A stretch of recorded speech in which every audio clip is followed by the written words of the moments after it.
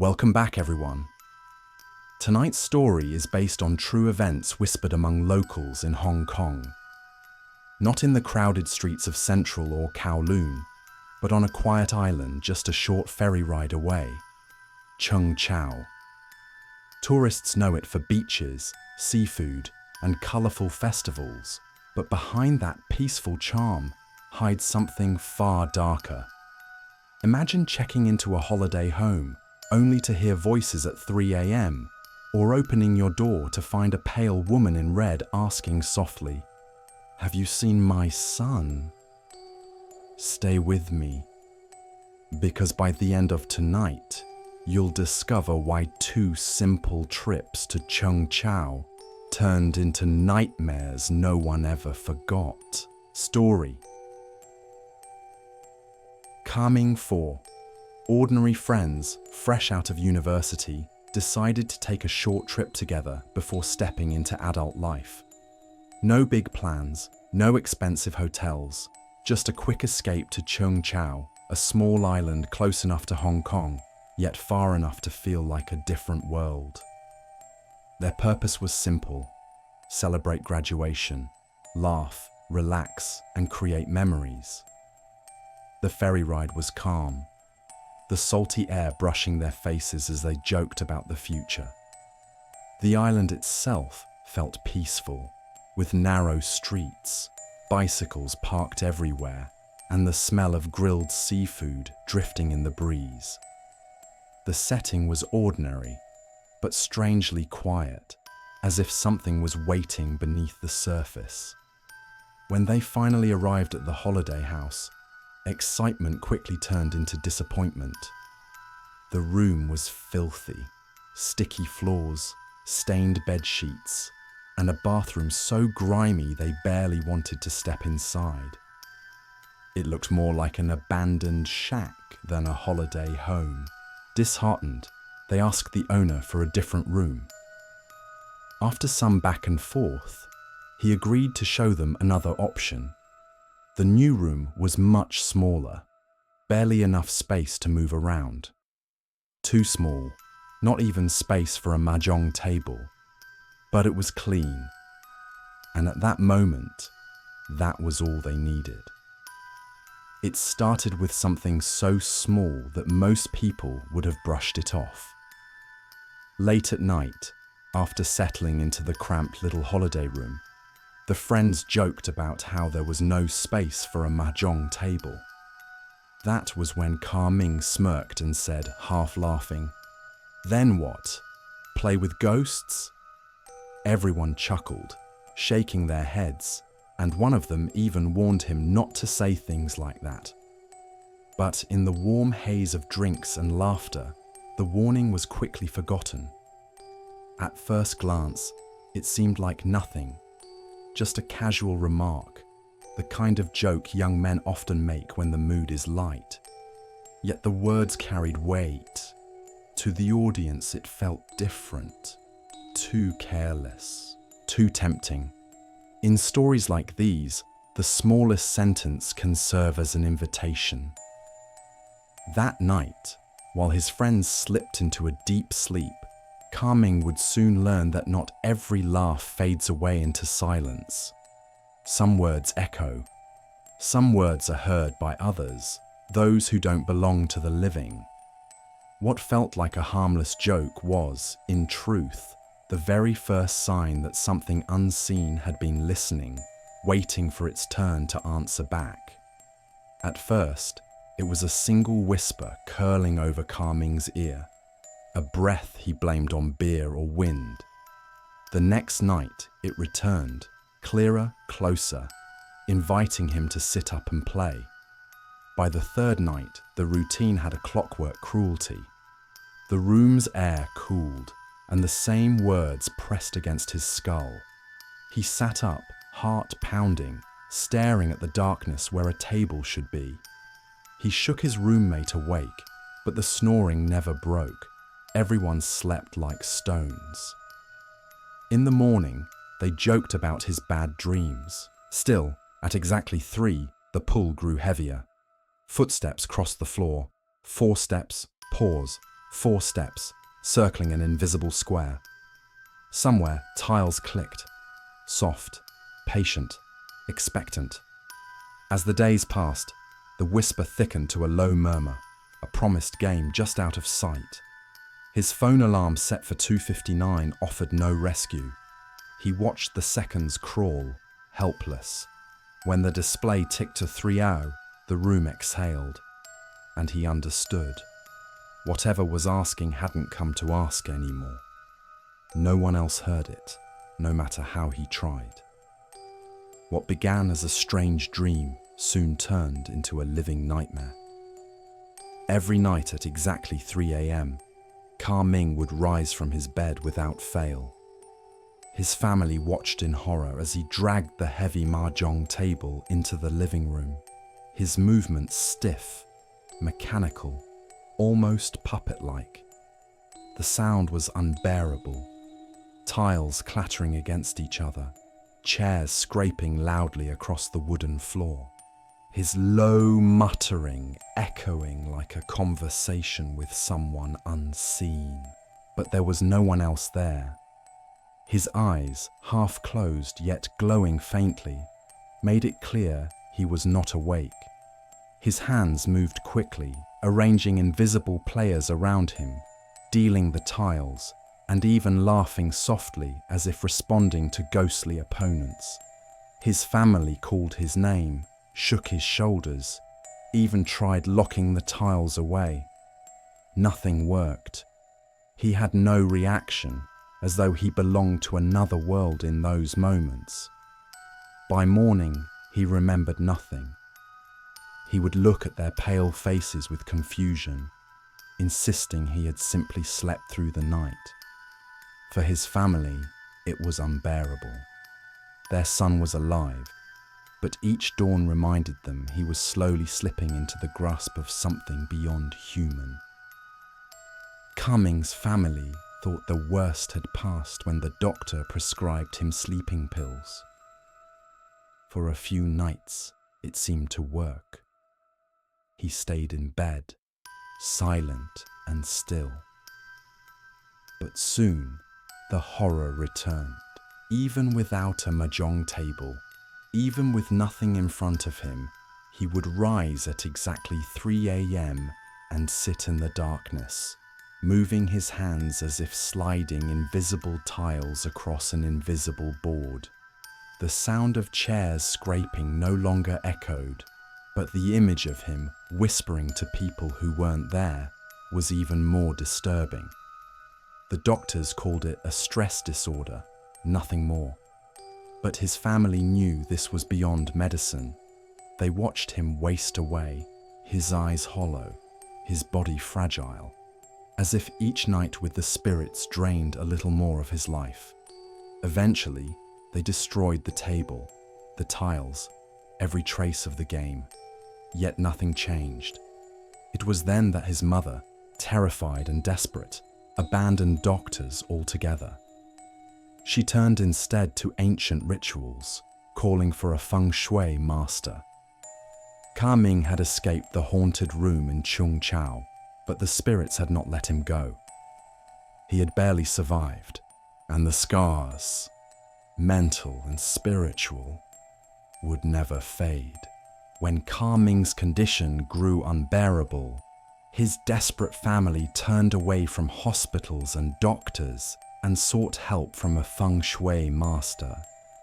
The moment the master laid eyes on him, he immediately sensed something was wrong. He explained that 3 spirits had followed Ka Ming back from Cheung Chau, restless entities bound to the very game he had mocked. The earlier whispers at 3 a.m., the invisible tiles, the sleepless nights. Suddenly everything made sense. The master revealed that the mahjong table at the holiday house was no coincidence.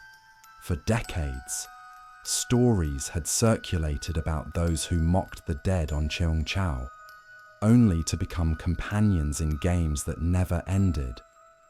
To the spirits, Ka Ming's careless words had been an invitation.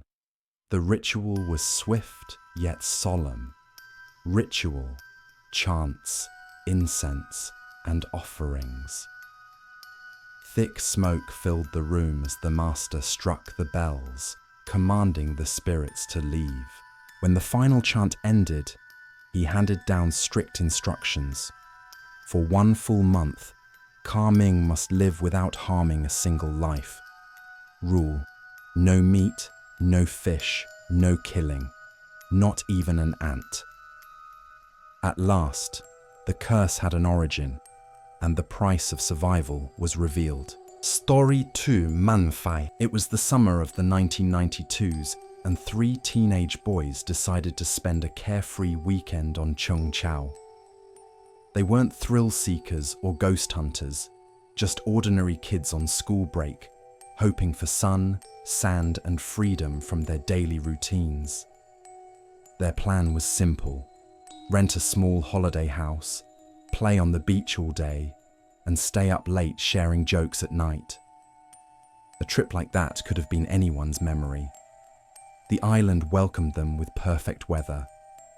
The sky was cloudless, the sea glittered in the sun, and the beach was alive with laughter.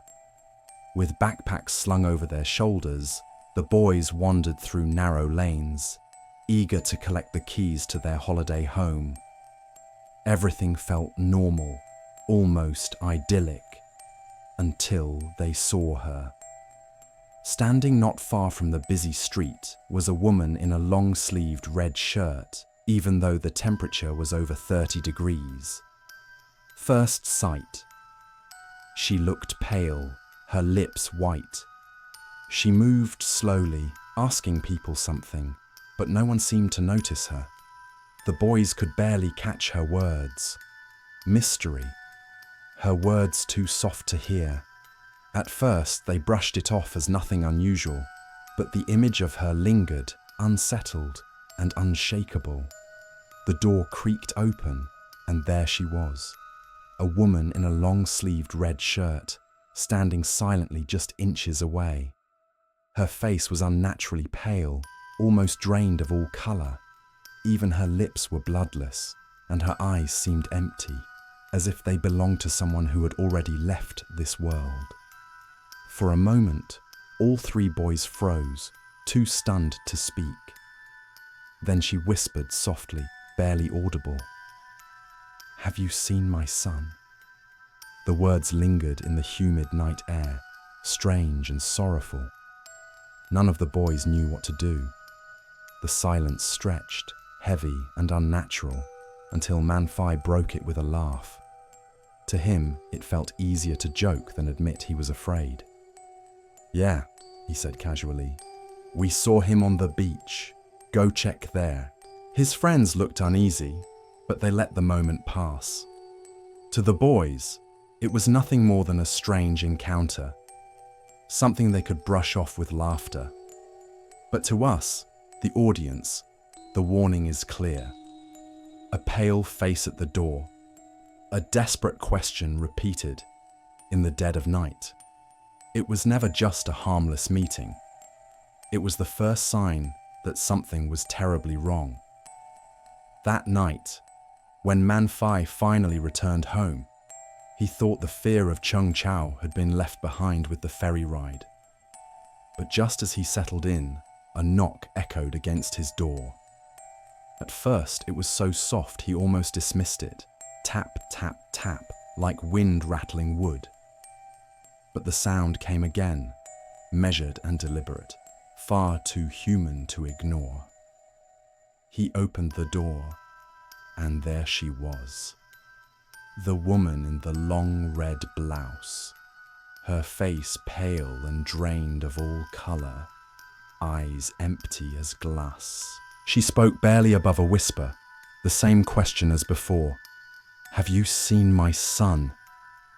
Man Fai slammed the door shut, heart racing, and pressed his back against the wall. The knocking stopped. Silence. Yet when he peered through the window, the street was empty.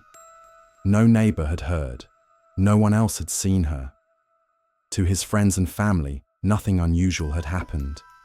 But for him, the visits became a pattern.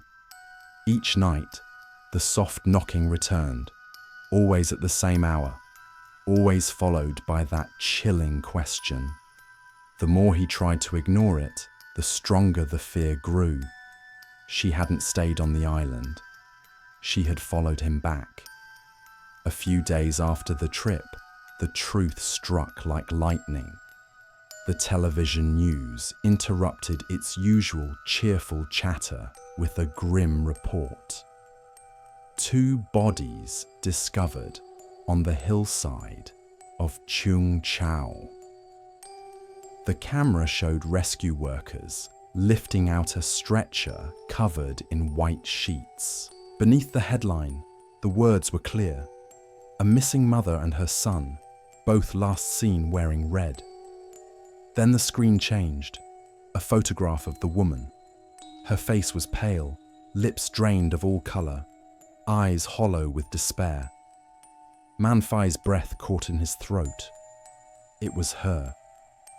The same woman who had stood outside his holiday house. The same woman who had followed him home and knocked on his door in the middle of the night. The room around him seemed to shrink. He could almost hear again that faint, broken whisper. "Have you seen my son?" The sound crawled into his ears, mixing with the voice of the reporter. His body went cold, frozen in place, unable to move, unable to deny what was now undeniable. The ghost was real. She had crossed from death into his world, and there was nothing he could do to stop her. Man Fai thought he could escape by shutting the door that night, pretending the woman in red would simply vanish if he ignored her. But spirits are not bound by locks or walls. Though she did not break in, her memory haunted him every second afterward. At home, even in broad daylight, he felt her presence outside, waiting silently, asking the same question. "Have you seen my son?" He stopped leaving his house, too terrified to step into the streets. Nights were the worst. Every knock on the door, every whisper of wind sounded like her return. Though his body was safe, his mind was unraveling. His friends moved on, but he carried the weight of a mistake too cruel to undo. The news report sealed his despair. The mother and child were real, both found dead in Cheung Chau, both dressed in red. What he mocked was not madness, but mourning. He had fled the island, but not the curse. The scars were invisible, paranoia, guilt, regret, but they clung to him like shadows. He had survived, yes, but only just. And from then on, Man Fai understood. Mocking spirits brings consequences, and some words cannot be taken back. Local whispers painted a darker history of Cheung Chau than any tourist guide ever revealed. The resort where the boys had stayed, built in 1983, was more than just a holiday house. It was a place tainted by tragedy. Over the decades, residents claimed that at least 20 deaths had occurred within its walls. History: 20 deaths since 1983. Some were accidents, others were suicides, and a few were never fully explained. Whenever a new death was reported, the owners moved quickly. They renovated the rooms, scrubbed every trace of the incident, and even went as far as changing the room numbers. Cover up. Rooms renovated, numbers changed. By the time the next group of guests checked in, no one could tell which unit had once been the scene of despair. This revelation made all the earlier events fit together. The strange woman in red, the eerie silence when she spoke, the ignored cries for her missing son. These were not random occurrences. They were echoes, tied to a place with a long, hidden record of restless souls. The resort's polished walls and fresh paint were not signs of comfort, but masks concealing decades of unquiet spirits. So now I want to ask you, what would you do? If one night someone knocked on your door, her face pale and her voice trembling, asking softly, "Have you seen my child?" Would you answer her, or would you stay silent? In many Asian cultures, mocking or lying to the dead is believed to invite terrible consequences. Spirits are often thought to wander at 3 a.m., the spirit hour, when the boundary between the living and the dead is weakest. Ghosts who died unjustly or tragically are said to linger, searching for resolution. The Mahjong spirits that haunted Ka-Ming and the woman in red who followed Man Fai home both reflect this deep-rooted belief.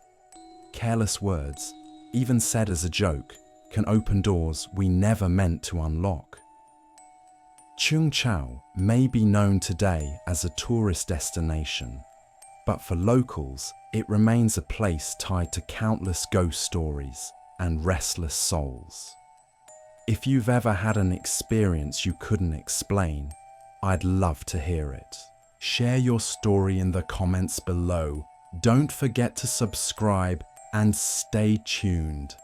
In the next episode, I'll uncover another terrifying encounter that might just keep you awake tonight.